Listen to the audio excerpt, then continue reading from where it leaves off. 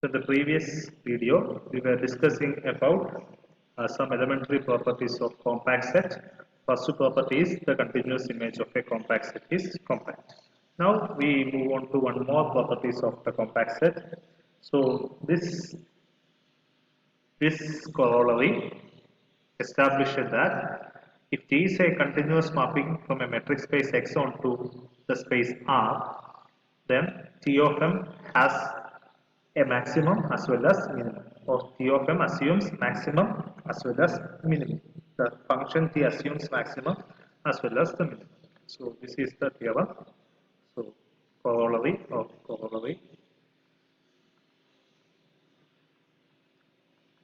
So it states that a continuous mapping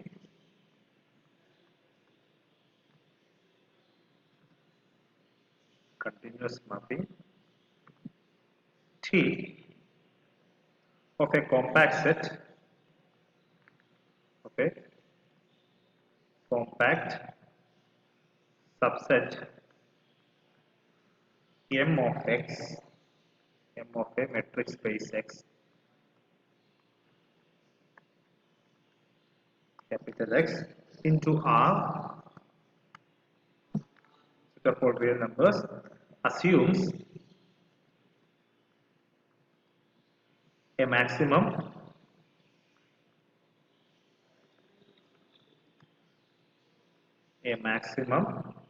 and minimum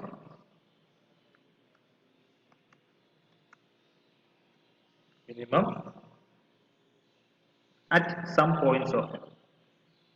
At some points of M.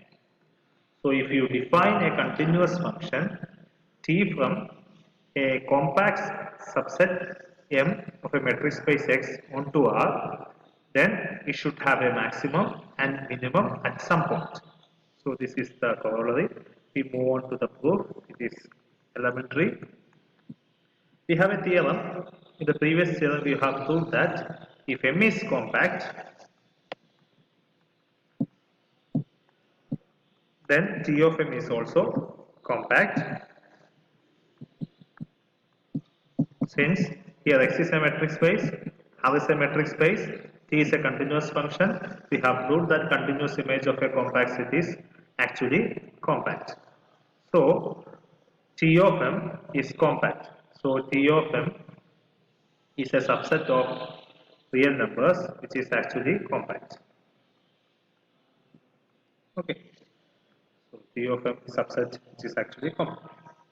Now, in R, compact means closed and bounded.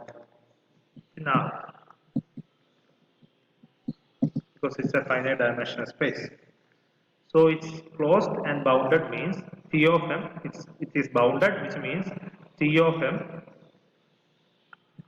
has a maximum as well as minimum.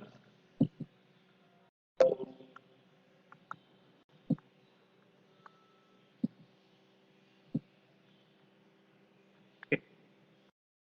So let them be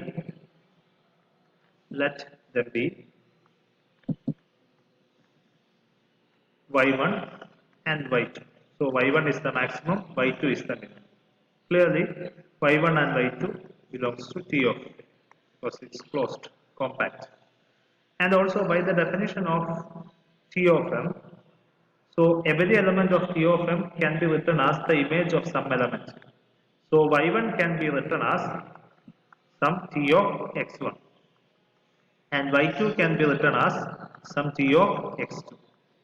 Okay.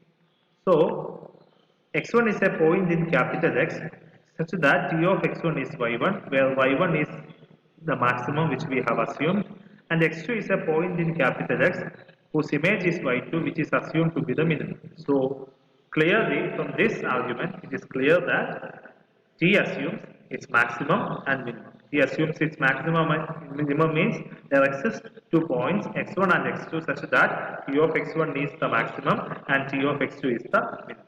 So clearly if M is compact then and T is continuous, then T of M has a maximum and minimum, or T assumes its maximum and minimum. So this is the theorem.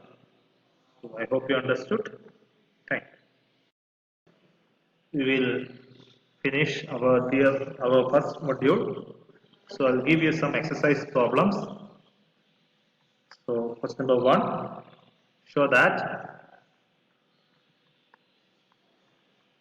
R1 and Cn are not compact. So it's enough to find that there are just two sequences such that distance between 0 to that sequences is greater than any given number. You have to establish such a sequence. Okay. And second question, show that the discrete metric space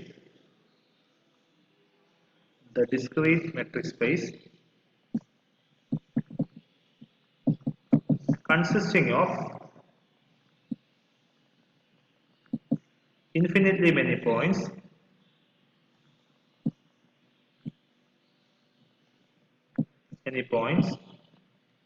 is not compact. Okay, so it is easy. You know that the discrete metric consists of points such that whose metric is defined as d of xy is equal to 0 when x is equal to y, d of xy is equal to 1 when x not equal to y. Choose a number epsilon which is actually less than 1, and you can find open boards centered at the centered at the given point and radius epsilon such that whose sphere contains only one point from the set, and use that argument to prove that it is not compact. Third question, give examples of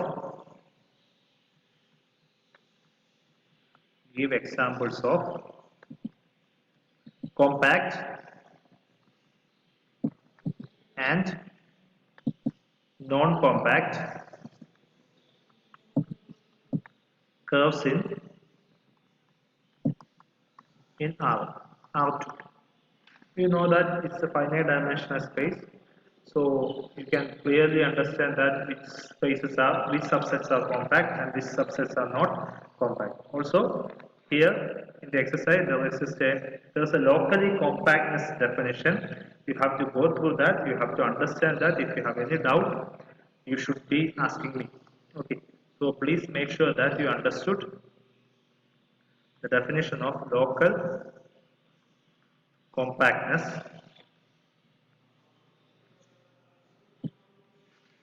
And there exists a problem, question number 6. You should be proving that in page number 82.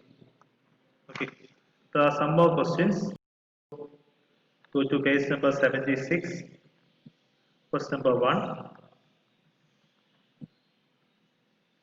2, 3, 4, 5. And also go to page number 70. Number 5, 6, and there exist some definitions of absolute convergence, semi-norm, Gaussian space, and product of normed space. Make sure that you understood all of those. And there are a lot of definitions in the exercise part, so you should be try to understand that. So further questions I will be discussing I will give you in the next video. So I will upload in the Google Classroom. You can look up to that. If you have any doubts, please contact me. Thank you.